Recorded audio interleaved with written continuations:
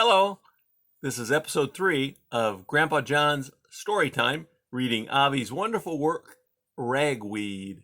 Today, we're in Ragweed chapter 3, Silversides.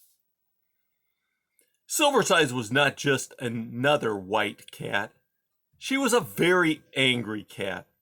According to her, the world had become a terrible place, and the cause of it all was mice. A large cat, Silversides was 7 years old, in the very prime of life. Her eyes were yellow, her fur white as snow. Around her neck was a pink polyvinyl collar studded with sparkling diamond-like sequins. Dangling from this collar was her city license, Amperville 30, a tag she wore with pride. Low numbers were prized among Amperville's many cats. Silversides lived in the home into which she had been carried as an 8-week-old kitten. Most importantly, her private place was a rug behind a growling basement furnace. The house humans came by this warm, quiet spot only rarely, which meant that these days Silversides was alone most of the time. This did not please her. Though Silversides had raised 12 kittens during her mothering years, she had done it by herself. It had not been easy tending her kittens. It required continual struggle to teach the kittens to grow into decent, hard-working, right-thinking cats. As far as she was concerned, she had succeeded. Now, they were grown and gone, having chosen homes of their own. There were even grand kittens. Though Silverside saw these youngsters only occasionally on midnight strolls, while she was patrolling her territory or hunting in the park, she fretted about them all the time. Life in the city of Amperville was not what it once had been. When Silversides had been young, Amperville had been prosperous, clean, and wholesome. Mice were relatively few. Now, she had no idea why. The humans, who bore the primary responsibility for keeping things up, no longer cared much about Amperville. The community was run down. The worst result was that the city had become infested by mice. Moreover, these mice were very different from those of previous generations. In the good old days, according to Silversides, house mice knew their place in numbers. Timid and respectful, these mice lived with gratitude on crumbs. They entered houses furtively, and then only through back doors or cracks in foundations. Only rarely did these mice make themselves noticeable. To do so was to put their lives at risk, as both cats and mice understood. When the occasional rebellious mouse got uppity, Amperville cats knew exactly what to do with them. The upstart mouse would be caught and dealt with. No fuss, no muss, nothing needed to be said. But nowadays, Amperville mice had not just increased in number, they had become brazen. They acted as if they actually had a right to be in Amperville, going so far as to claim part of town, a section by the railway that humans had abandoned, as their own. Mouse Town, they called it. They had their own mayor, schools, and clubs. Though Silversides tried at first to ignore these new mice, every one of them was a personal insult, an unending irritation, a reminder that things were not as they should be. Then, two things of great importance happened. The girl who lived in Silverside's house brought home a white-furred, pink-eyed mouse and kept it in her room. She called this mouse Blinker. The mouse's very name, sickeningly cute, irritated Silversides enormously. That she and the mouse were the same color only served to inflame the cat even more. There had been a time when Silversides had slept on the girl's pillow. If she wasn't sleeping on the pillow, she was on the rug at the foot of the girl's bed. Now the girl lavished all her affection on the mouse. She fondled him, kissed him, carried him around, gave Blinker the complete freedom of her room. Worst of all, The girl told Silversides that she was no longer welcome there. The rug had been removed to the basement. Insulted and humiliated, Silversides hid behind the furnace for days on end.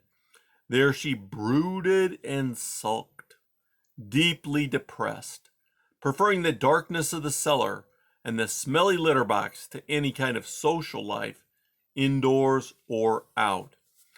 Only now and again did Silversides venture forth. When she did, it was to visit her grown-up kittens and grandkittens. It was just such a visit that brought about a second crisis, one that changed the course of Silverside's life. Jasper was a particular favorite grandkitten of Silverside's. He was an affectionate coal-black creature with blue eyes and a splash of white upon his chest. One day, Silversides came to visit Jasper only to discover him playing on the front lawn with a mouse. Oh, Silverside's first reaction was astonishment. The next moment, she was filled with rage.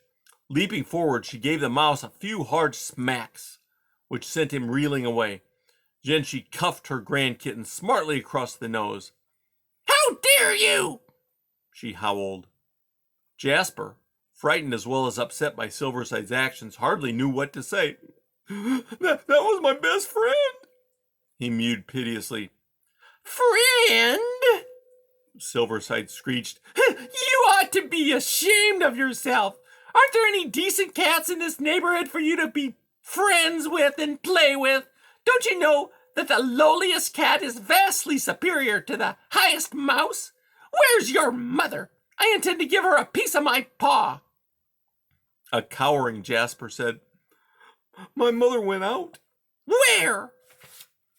I don't know. Business?" "Business?" Silverside screeched. "A mother's business is to stay home and make her children have proper friends. I cannot believe how far this town has fallen." With that, she stalked away, tail erect, but not before she had given her grandkitten a spank on his bottom. This incident changed Silverside's life. Her anger was so great, she made up her mind to do something about the Amperville mouse problem. That night, she began to prowl the streets of the city in search of mice. It was not the act of a hungry cat seeking food. It was vengeance. Sure enough, Silversides came upon 2 mice. The first was sent running for his life. The second did not run fast enough and met a grisly end. Silversides deposited the corpse outside the girl's door. It was meant to be a declaration of war. Silversides quickly realized she could not solve the city's mouse problem all on her own. She created an organization. The organization was dedicated to keeping cats on top, people in the middle, mice on the bottom. Silversides called her group Felines Enraged About Rodents, or FEAR, Fear. She even created a slogan for fear: "Felines first." Though Silversides invited other cats to join FEAR, Fear, most could not be bothered. They would shrug or say things like, I don't need to join a club of cash mice. I do just fine on my own. Or, I like having more mice around. There's many more of us to chase. And even, rude food. They all taste the same, right? In the end, from the entire cat population of Amperville, Silversides was able to recruit only one other cat for her organization. The two formed the membership of Felines Enraged About Rodents. Silversides was president.